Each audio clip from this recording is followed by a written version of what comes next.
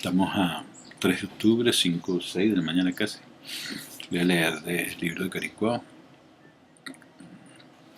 en Historia de Caricuao, la tercera parte, página 115, Urbanismo y boom petrolero. Urbanismo y boom petrolero. El valle donde el hombre de hoy, técnica y bárbaramente alucinado, en nombre de oscuros intereses, ha barrido los bosques, decapitado los cerros, poblado anárquicamente y creado ante la indiferencia de las autoridades y junto a urbanizadores, donde el cemento parece una propuesta de la piedra, ruidos múltiples para la tortura propia y de sus descendientes. J. A. de Armas Chitty 197/239, página 115. Urbanización de la parroquia Caricuao. Caricuao, antecedentes urbanos. Insistiremos en que el urbanismo caricuaense, dice aquí el urbanismo caricuao, debería decir, constituye todo un proceso, y en este sentido las fechas aisladas acerca de la fundación de Caricuao dejan de ser relevantes, como veremos más adelante cuando analicemos no una sino 3 fechas que, en su conjunto, no son más que la culminación de un proceso, por un lado, y la reafirmación de una realidad por otro. Las fechas de la toma de decisión del ejecútese y de la publicación en Gaceta son las 3 relevantes desde el punto de vista diacrónico. Pero antes debemos tener también, en aras de la visualización del proceso histórico de Caricuao, un cuadro histórico acerca de la evolución del Banco Obrero, como la institución que encabeza la acción urbanizadora de gran parte de Caracas. El Banco Obrero fue la institución creada por el Estado que se encargaba de construir viviendas de interés social. Entiéndase, para la clase trabajadora se llama Banco Obrero.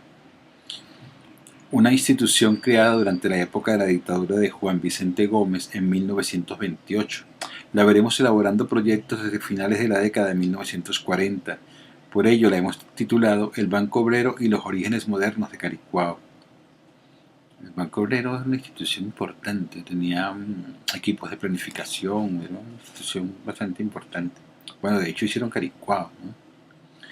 Para introducirnos en la urbe de Caricuao propiamente hablando, nada más sensato que ubicar la parroquia en el ámbito geográfico y cartográfico. Según el decreto de regionalización número 72 del mes de junio de 1969, Caricuao se encuentra ubicado en el municipio Libertador del Distrito Federal, al suroeste del área metropolitana de Caracas. Limita al norte con las parroquias Antímano y La Vega, al sur con Macarao y el estado Miranda, al este con las parroquias de El Valle, La Vega y el estado Miranda, y al oeste colinda con Macarao. Para la gente que nos dice que por qué somos parroquias, si la parroquia viene de una institución como la iglesia, y por qué decidimos luchar por ser parroquia, era la única institución desde el punto de vista de la división político-administrativa que nos permitía acceder a un nombre, a una identidad y a una organización político-administrativa con algunos recursos y algunas autoridades. No porque creyéramos en la palabra parroquia, sino porque era la institución que existía.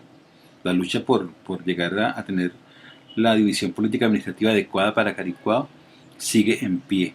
Lo de la parroquia es solamente un lugar donde nos paramos para llenar combustible para poder seguir avanzando en la lucha por la identidad, porque Caricuao no es una parroquia, Caricuao es una ciudad. Según el informe de la Oficina Municipal de Planeamiento Urbano OMPU, de fecha el 5 de octubre de OMPU es OMPU, Oficina Municipal de Planeamiento Urbano. De fecha del 5 de octubre de 1973, Caricuao tiene una superficie de 24,8 kilómetros cuadrados. Se están refiriendo solamente al Graben, al valle que está allí donde se construyó. No está incluyendo las montañas ni los parques. En presentación geográfica nos permite avanzar una hipótesis histórica importante.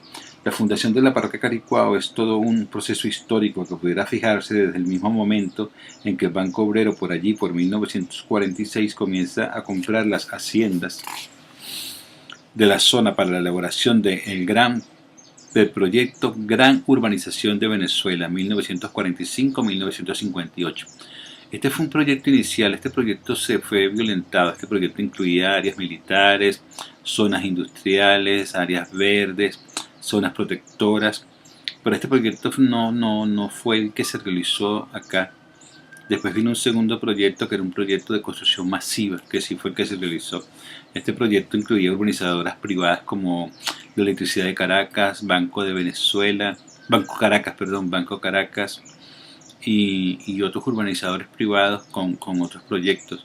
En realidad le hubiese dado un dibujo muy diferente a lo que es hoy Caricuao, no tendría la densidad poblacional que tiene en este momento. O sea, pero este no se dio. De hecho, tendría más zonas militares, tendría, bueno, ahí, fíjate que ahí incluía el Liceo Gran Mariscal de Ayacucho, la Escuela Liceo López Contreras, estaba la visita con el IBI, la cercanía con el IBI y el reactor nuclear. Eso generaba una zona de seguridad. Y había propietarios de terrenos como la gente del Banco Caracas, como la Electricidad de Caracas y otros, no recuerdo el nombre, pero con proyectos de urbanismo, de urbanizadores. Este proyecto no se dio, el que se dio fue uno que vino con el traslado a las barracas de unos damnificados que se colocaron por lo que es la UD2. De ahí comienza después con las terrazas de Caricuao hechas con colaboración con la República de la Revolución Cubana. Y allí se desata con la caída de Marcos Pérez Jiménez y la llegada al gobierno de lo que llaman hoy la Cuarta República, la democracia representativa. Se desata un nuevo proyecto de construcción de Caricuao masivo, que es lo que conocemos de Caricuao de hoy. Por tanto, este de la gran urbanización de Venezuela 1945-1958 fue un proyecto trunco, que se truncó por razones políticas sí. Hubo un cambio de régimen, un cambio de razones políticas y la cosa cambió. El primero de su tipo que daría paso, bueno, de la zona para la elaboración del proyecto Gran Urbanización de Venezuela, 1945-1958. El primero de su tipo que daría paso a la firma de un convenio entre la Junta de Gobierno presidida por el contraalmirante Wolfgang de Rassaul y el gobierno revolucionario de Cuba para la construcción de viviendas en terrazas, que son las terrazas de Caricuao. El Banco Obrero, los orígenes modernos de Caricuao. El 20 de junio de 1928, el Congreso Nacional aprueba la fundación del Banco Obrero con un capital asignado de 6 millones de bolívares. El artículo 6 le fija la fundación esencial, comillas, otorgar préstamos a obreros pobres destinados exclusivamente para la adquisición de casas de habitación, garantizados con hipotecas en primer grado sobre tales casas, cierro comillas, abro comillas. La Gran Vía informa, comillas, historia de la vivienda social en Venezuela, comillas, Caricuao de diciembre de 1988, las 10, cierro paréntesis. Y también se asigna la función de dedicarse a la, comillas, construcción y adquisición de casas de habitación urbanas para ser vendidas a plazos a obreros pobres, cierro comillas. Esto cambió, ¿se dan cuenta que esto cambia? Bueno, está hecho en 1928. Estaba hablando de la razón de ser del Banco Obrero. Pero es que el Banco Obrero no era propietario de todos los terrenos de Caricuao. Casi de inmediato, en julio de ese mismo año, se aprueba el primer contrato para la fabricación de 200 casas en San Agustín del Sur, con un valor entre 14.699 y 15.000 bolívares por cada casa. Pero en 1933, cuando se modifica la ley, el Banco Obrero se independiza administrativamente del Banco Agrícola y Pecuario, comenzando una política que entra dentro de los objetivos de este ensayo, la adquisición de terrenos para la construcción de viviendas. Fíjate que el Banco Obrero nació vinculado al Banco Agrícola y Pecuario. En efecto, en marzo de 1937 se compran más de 6 hectáreas correspondientes a la parroquia de La Vega para la construcción de una urbanización que se llamó Bellavista. En octubre de ese mismo año se terminan 159 casas, además de las edificaciones destinadas al sector servicios, como un mercado de un consultorio médico y una estación de autobuses. La urbanización Bellavista fue construida en terrenos pertenecientes a La Vega, ubicados al norte de la parroquia, entre La Yaguara y Vistalegre. Las viviendas construidas constaban de 1, 2 y 3 plantas, de acuerdo con las necesidades familiares de sus adjudicatarios. La política de adquisición de terrenos se extendió en el Valle de Caracas y en julio de 1939 se adquirieron en Catia más de 6 hectáreas para la construcción de lo que hoy se conoce como urbanización Propatria. También el instituto adquirió las áreas adyacentes para ampliar este primer conjunto habitacional, que se inició con la construcción en ese momento, año de 1939, de 98 casas. En 1940 se añadieron 317 casas más y en 1947 otras 231. Las construcciones se extendieron hasta lo que hoy se conoce como Lomas de Propatria.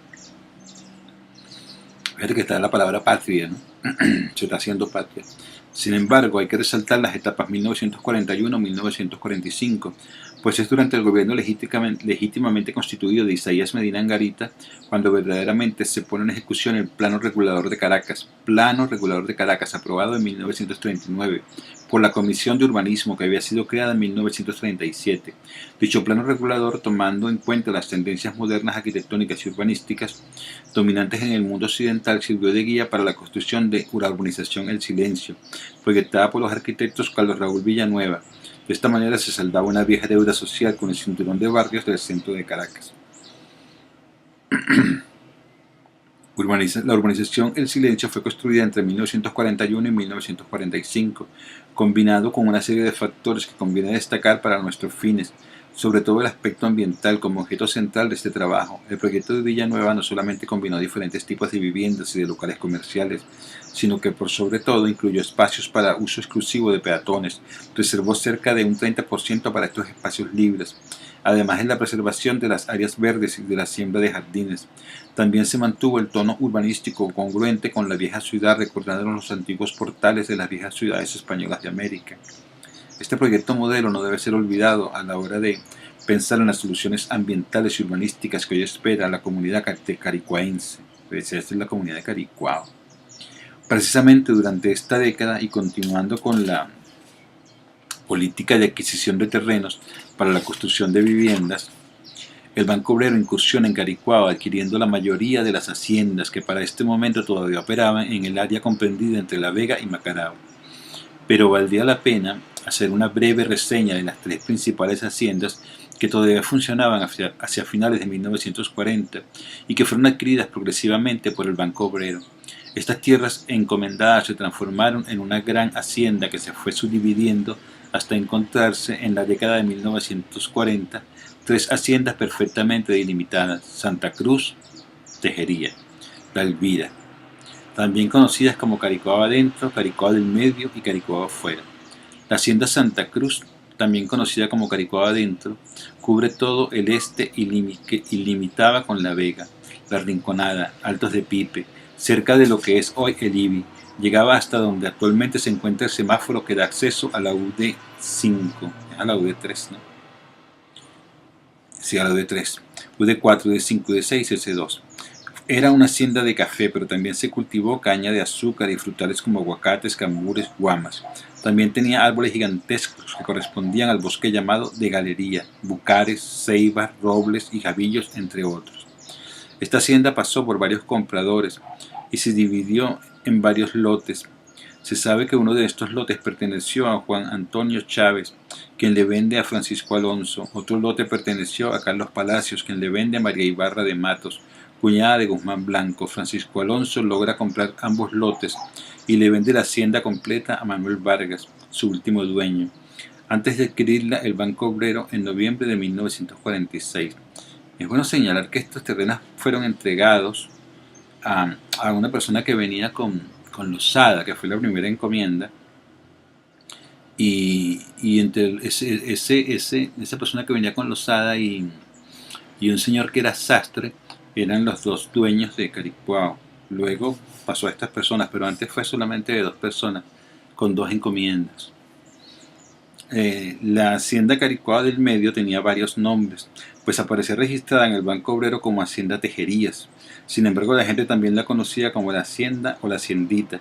Era la más pequeña de todas y estaba ubicada en la zona central del valle, entre Santa Cruz, La Vega y Caricuao. En ella se construyeron los sectores UD3 y CC2. Sus linderos, de acuerdo a un trabajo del profesor Freddy Hurtado, Construcción de la Historia Local de Caricuao, el tiempo de las 6 abarcan la, comillas, zona comprendida desde el callejón o quebrada Yaracuy hasta el caño de Chepa Torres, primera entrada donde está actualmente el zoológico de Caricuao, cierro comillas. Estas tierras se destinaban al cultivo de café y de la caña de azúcar. Su dueño Ricardo Domínguez se la vende a Pedro Russo Ferrer y a la compañía anónima Electricidad de Caracas.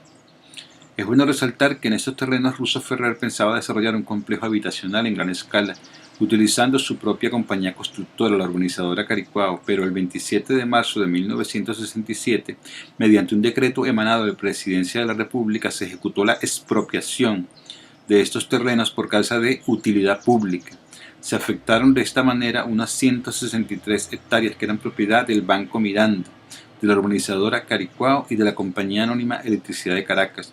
Finalmente, el Banco Obrero, como ocurrió con las demás haciendas, adquiere estos terrenos, indemnizando a las tres partes involucradas con un total aproximado de 25 millones de bolívares. Se dan cuenta que en este proceso lo que está cambiando es el proyecto inicial que se llamaba la Gran Venezuela, que era el proyecto inicial que se llamaba Gran Urbanización de Venezuela, y está cambiando el énfasis del proyecto, está cambiando la naturaleza del proyecto. Aquel proyecto incluía zonas de resguardo, zonas protectoras, zonas militares, zonas industriales y grandes zonas verdes, puesto que estaba el reactor nuclear, y incluía muchos urbanismos privados. Todo eso cambió porque el Banco Obrero lo asumió y se decidió hacer una construcción masiva, que es lo que es Caricuao, una gran urbanización masiva, una ciudad dormitorio. La hacienda de la Elvira, conocida también como Caricuao afuera o hacienda Caricuao, estaba dedicada a los cultivos de café, de caña de azúcar. Fundamentalmente se corresponde con los sectores UD1, UD2, UD7 y UV9, e incluye los barrios Santa Fe, Andrés Eloy Blanco, Las Casitas, y en consecuencia va desde el sector UD2, pasa por Luis Pineda, UD7, y llega hasta las adjuntas, cerca de los límites de Junquito, bajando por la Charanga, e incluye la parte que llaman Mamera, hasta la quebrada de Yaracuy. Es un poco impreciso eso. Sus dueños, los palacios, se la venden al alemán F. Hermund, quien llega a Venezuela como empleado del Gran Ferrocarril de Venezuela, y como esta hacienda también lindaba con el ferrocarril, le era de gran utilidad para múltiples desarrollos. En 1895 fue adquirida por el banquero Manuel Antonio Matos, 1847-1929, el mismo que encabeza la mal llamada Revolución Libertadora.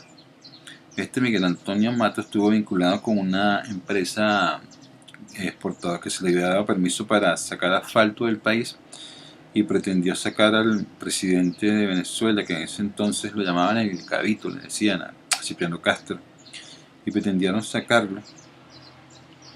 ¿No? Estoy equivocado. Posible que me esté confundiendo, pero sí sé que estaba involucrado con esto. 1901-1903, financiada por los es la fecha, ¿sí? La Revolución Libertadora 1901-1903 fue ese señor fue un títere, un objeto de una empresa transnacional que vino en explotadora de petróleo para tratar de incidir sobre la política interna de Venezuela, creando una revolución en Venezuela financiada por una empresa petrolera, una empresa explotadora de asfalto que se le había dado una concesión en el país. Financiada por los grandes banqueros y por el imperialismo estadounidense para derrocar a Cipriano Castro, quien había emprendido una serie de reformas nacionalistas a comienzos del siglo XX. La revuelta, muy bien orquestada, se mantuvo entre 1901 y 1903, hasta que fue derrotada por Castro en ese año. A la muerte de Matos en París en el año de 1929, la hacienda fue heredada por su hijo Manuel Antonio Matos Guzmán, alias Maticos, quien finalmente la vendió al Banco Obrero en julio de 1946. Es bueno señalar, ya que constituye una de las particularidades. Si quieren saber cómo era esta casa, esta hacienda, hay una tesis de grado que es la historia de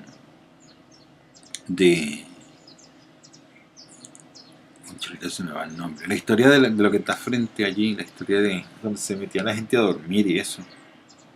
De la majada, la historia de la majada. Busquen historia de la majada IPC y van a conseguir una descripción de cómo era esta casa. Es bueno señalar, ya que constituye una de las particularidades de la historia del pueblo de Caricuao, que Maticos vendió más de 1.500 hectáreas y se reservó la parte correspondiente a la pequeña hacienda de La Majada, en un área aproximada de 15 hectáreas, que posteriormente será conocida como la Hacienda La Majada. Era el área destinada al trapiche y es asiento de industrias de un cinturón de barrios, en donde destaca el barrio La Majada, que junto a los Picapiedras cubre gran parte de esta hacienda. De acuerdo con una carta del barrio CB de la zona, la hacienda de Elvira se extendía hasta la jurisdicción de la hacienda Macarao y fue fundada en 1912.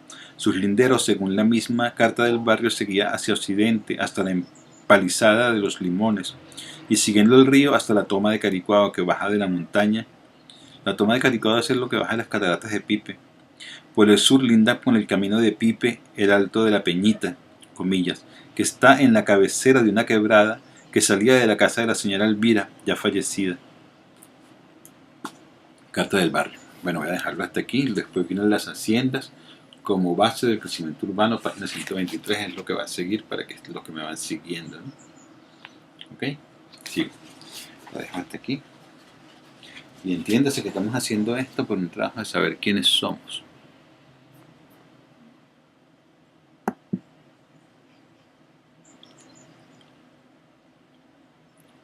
¿Verdad?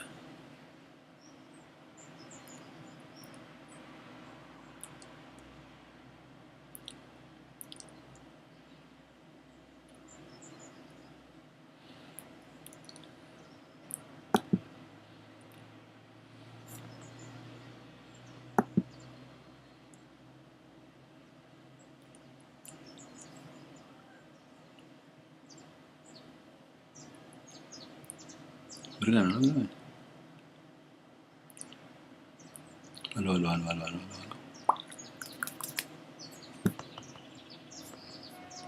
Ya, vamos a ver si lo grabé.